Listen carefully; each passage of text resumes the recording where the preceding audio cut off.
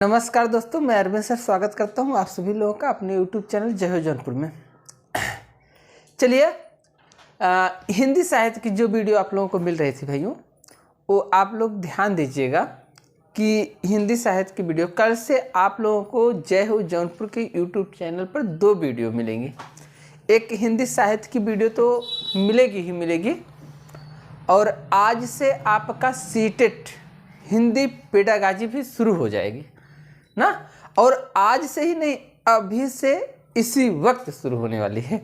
तो आप जितने लोग वीडियो को देख रहे हैं, और ये भी मैं दावे के साथ कह सकता हूँ कि अगर आप हिंदी का सीटेट जो पेडागाजी है आप पढ़ रहे हैं, तो आपका 15 में 13 क्वेश्चन मैं फंसा के दूंगा। अगर 13 नहीं फंसेगा तो 12 जरूर फंसेगा। आपको मैं नंबर भी दूंगा। मैं क्या बोलते हैं कि डिस्प्ले पे जो भी आपका वीडियो चल रहा है उस पर मैं नंबर दे दूंगा। अगर ना फंसे तो आप मुझे फ़ोन करके ज़रूर बताइएगा, ठीक। तो ये चीज़ें मैं आपको दे रहा हूँ। तो आप लोगों का एक चीज़ कि वीडियो को जितने लोग देखेंगे भैया, वो लाइक और सब्सक्राइब जरूर करेंगे। और हाँ, शेयर करना मत भूलिएगा, क्योंकि ये वीडियो जो आपको मिल रही है भैया, ये बहुत बेहतर वीडियो जाने वाली है। तो अगर हिंदी शिक्षण की हम बात करें, बिना समय लिए हुए शिक्षण किसका शिक्षण भैया? तो हिंदी शिक्षण,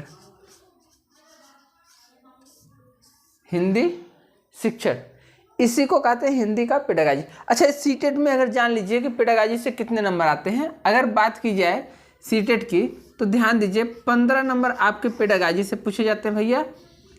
जो 15 नंबर होते हैं ये आपके गद्यांश पद्यांश, जिसे आप कहते हैं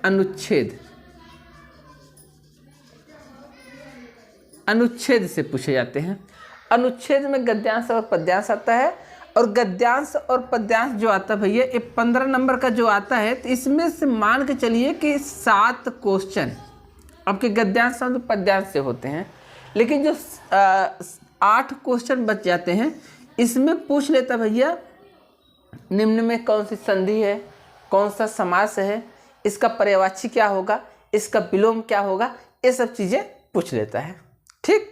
तो पर्यायवाची हो गया, विलोम हो गया, तत्सम तद्भव हो गया, ये सब चीज़ें मैं आपको पढ़ा चुका हूँ, ठीक।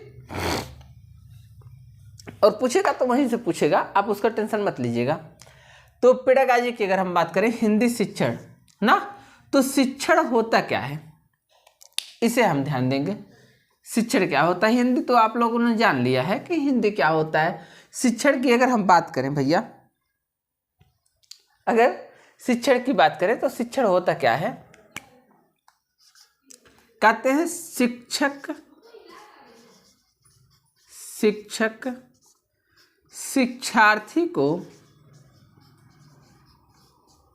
शिक्षार्थी मतलब विद्यार्थी जो शिक्षा को ग्रहण करता है, ठीक।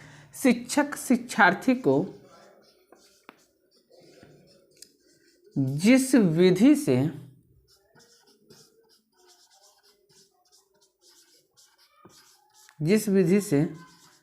शिक्षा प्रदान करता है,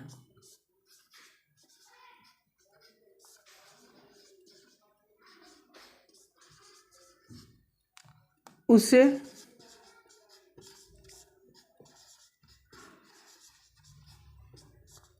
शिक्षण कहते हैं।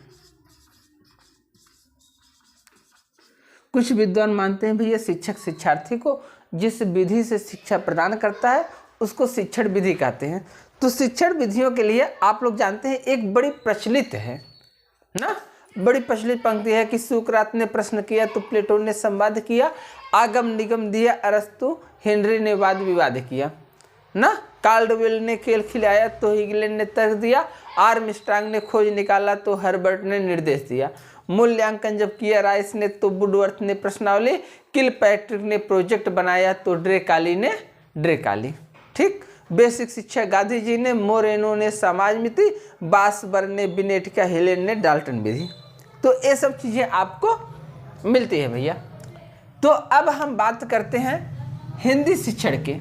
तो हिंदी शिक्षण को जानने से पहले ये हिंदी भाषा का शिक्षण है तो भाषा को हमको जान लेना आवश्यक पड़ जाता है भैया कि भाषा होती क्या है, क्योंकि भाषा के सोपान आप पढ़ेंगे, भाषा की चीज़ें आप पढ़ेंगे भैया, तो इस चीज़ को आप जान लीजिएगा।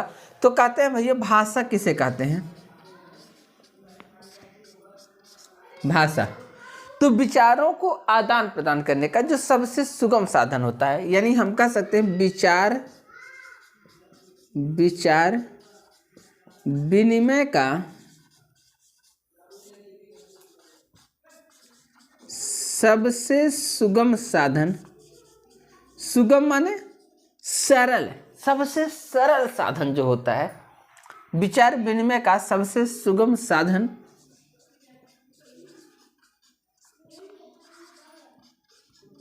भाषा कहलाता है।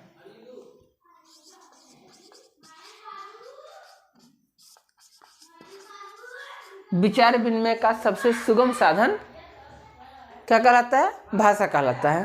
ठीक, अच्छा एक चीज ध्यान दीजिएगा थोड़ा सा आप लोग कि विचार विनिमय का जो सबसे सुगम साधन होता है उसे भाषा कहते हैं। यानी विचार विनिमय का मतलब जो हम अपनी बातों को दूसरे से कहते हैं तथा दूसरे की बातों को समझते हैं, उसे हम क्या कहते हैं भैया?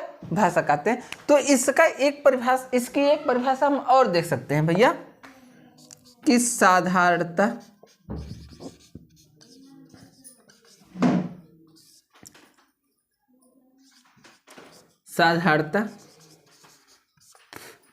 हम जो कुछ भी बोलते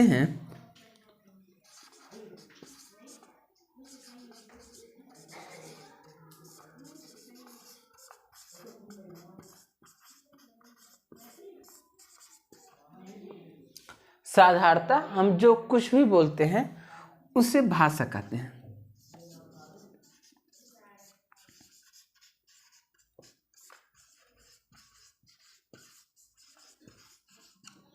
साधारणतः हम जो कुछ बोलते हैं उसे भाषा कहते हैं।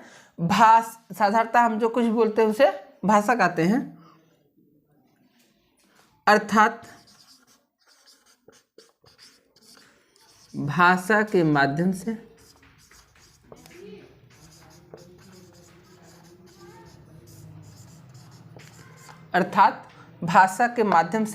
हम अपनी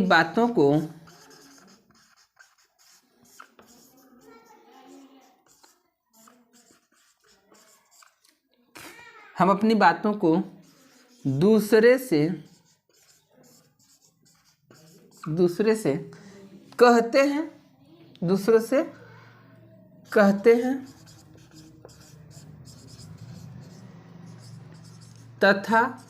तथा दूसरे की बातों को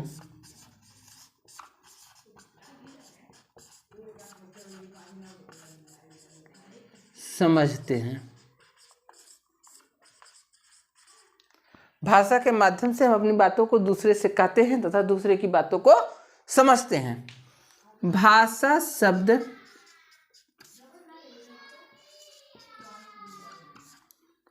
संस्कृत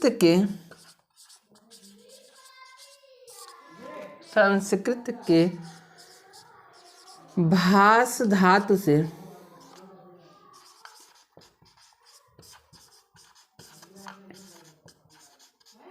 बना है, जिसका अर्थ होता है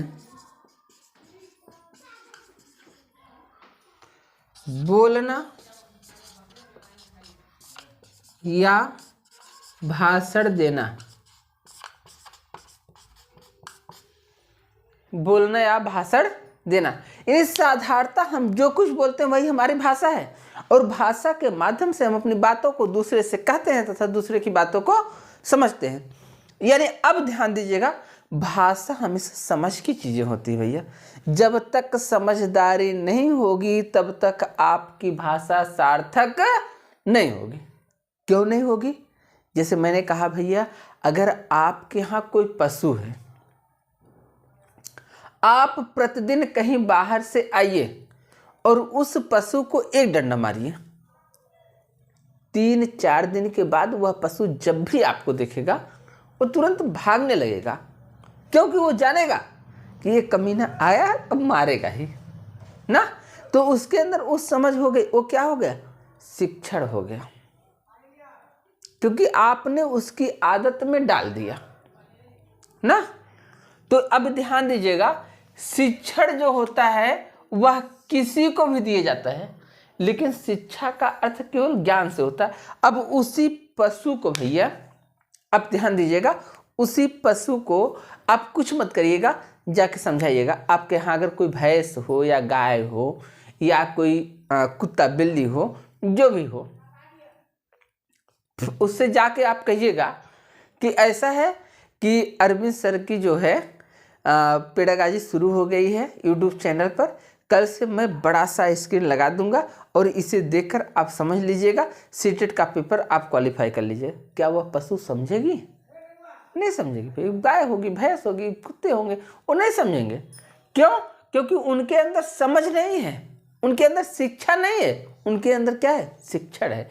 इसलिए आप कभी आप बीटीसी बीएड किए होंगे तो आप सुने होंगे भैया, अगर बीटीसी का कोई केंद्र होता है, जिला में एक होता है डाइट और उसका नाम होता है जिला शिक्षण एवं प्रशिक्षण संस्थान। तो ये जो शिक्षण होता है इसी को हम क्या कहते हैं, प्रशिक्षण।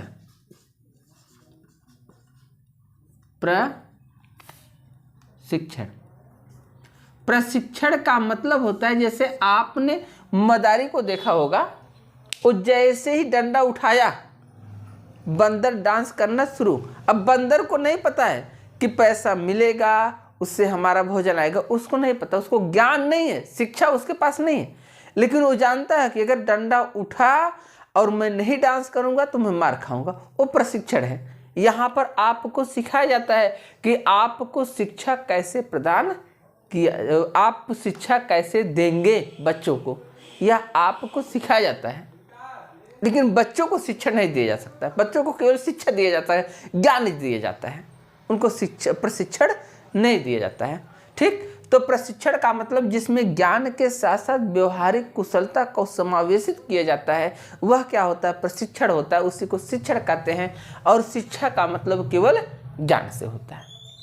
तो इन चीज़ों को आप जानिएगा। एक बार इसका स्क्रीनशॉट लीजिएगा। अभी मैं कल, आज मैं नहीं बताऊंगा, क्योंकि अभी मैं देखूंगा कि आप कितने वीडियो को शेयर किए हैं और कितने लोग लाइक किए हैं, कितने लोग सब्सक्राइब किए हैं, चैनल का कितना सब्सक्राइबर बढ़ा हुआ है, ये सब मैं देख लूँगा। इसके बाद मैं पढ़ाऊँगा, ये आप ध्यान दीजिएगा। इसलिए मैं समय लूँगा। अगर आज आप लोग ऐसा अच्छा कर रहे हैं तो कल से मैं भी अच्छा करूँगा। ठीक, बाकी सभी लोगों को ढेर सारी शुभकामनाएं और बधाइयाँ। कल मैं लेकर आऊँगा कि भाषा के कितने सोपान होते हैं और भाषा के कितने चरण होते हैं, भाषा के कितने प्रकार होते हैं, कितने प्रकारों में भाषा सीखी जा सकती है। आज के लिए मैं बस परिभाषित करके छोड़ रहा हूँ आपके ऊपर। ठीक, बाकी सभी को ढेर सारी शुभकामनाएं एवं बधाइयाँ। धन्यवाद।